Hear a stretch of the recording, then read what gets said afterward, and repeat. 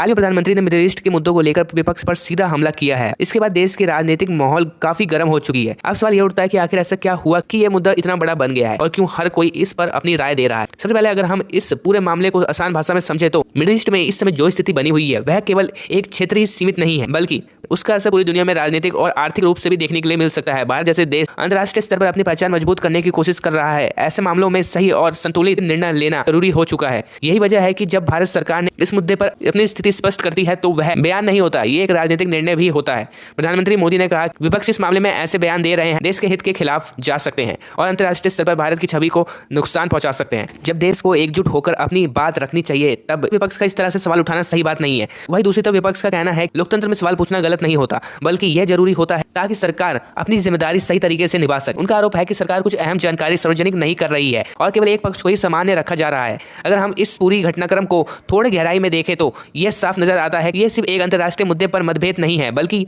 उसके पीछे घरेलू राजनीति का भी बड़ा रोल है। भारत की राजनीति हमेशा सही आरोप और बहस का हिस्सा रही है, लेकिन जब बात अंतर्राष्ट्रीय मामलों की आती है तो यह बहस और भी संवेदनशील हो जाती है। लेकिन यह सिर्फ देश के अंदर की राजनीति नहीं है, बल्कि पूरी दुनिया के सामने भारत की छवि को बनाती है। अब एक आम नागरिक के नजरिए से देखें तो उसे यह समझ नहीं आता कि आखिर सच क्या है जो खुद को देश हित में सही बता रही है और दूसरी तरफ विपक्ष है जो सवाल उठा रहे हैं और जवाब मांग रहे हैं। ऐसे में जनता के लिए तय करना मुश्किल हो जाता है कि किसकी बात पर भरोसा किया जाए। यही वो वजह है जहां मीडिया और सोशल मीडिया की भूमिका काफी महत्वपूर्ण हो जाती है, क्योंकि वहीं से लोगों को जानकारी मिलती है और वहीं से उनकी राय भी बनती है। लेकिन हमें यह भी समझना होगा कि हर खबर या हर बयान पूरी तरीके से निष्पक्ष नहीं होता। कई बार जानकारी को इस तरह से प्रस्तुत किया जाता है कि वह किसी एक पक्ष को मजबूत करती हुई दिखती है। इसलिए एक जागरूक नागरिक के रूप में यह हमारी जिम्मेदारी बनती है कि हमें हर जानकारी को सोच समझकर देखना और समझना चाहिए, उसके बाद अपनी राय देनी चाहिए, ना कि केवल किसी एक पक्ष के आधार पर निर्णय लेना चाहिए। अगर इस मामले को एक बड़े रूप में देखा जाए तो भारत लोकतांत्रिक व्यवस्था की एक झलक भी है, जहां सरकार और विपक्ष दोनों अपनी अपनी भूमिकाएं निभा रहे हैं। सरकार जहां नीति बना रही है और निर्णय लेती है,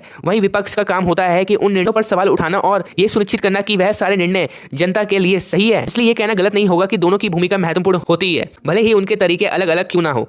इस तरह के राजनीतिक बहसों से वास्तविक में देश को कोई फायदे होते हैं या फिर यह सिर्फ एक रणनीति बनकर रह जाती है, क्योंकि यह पूरी तरीके से इस बात पर निर्भर करता है कि इस बहस के अंत क्या होगा और उससे क्या निष्कर्ष निकलेगा।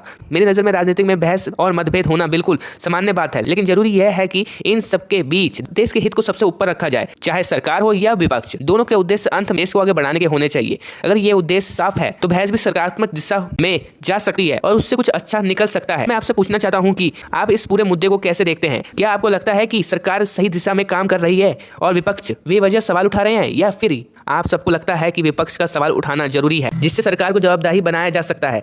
अपनी राय कमेंट में जरूर बताएं, क्योंकि आपकी सोच इस चर्चा को और भी बेहतर बना सकती है। अगर आपको यह वीडियो पसंद आई तो वीडियो को एक लाइक करें और ऐसी गंभीर और महत्वपूर्ण मुद्दों को आसान भाषा में समझने के लिए हमारे चैनल को सब्सक्राइब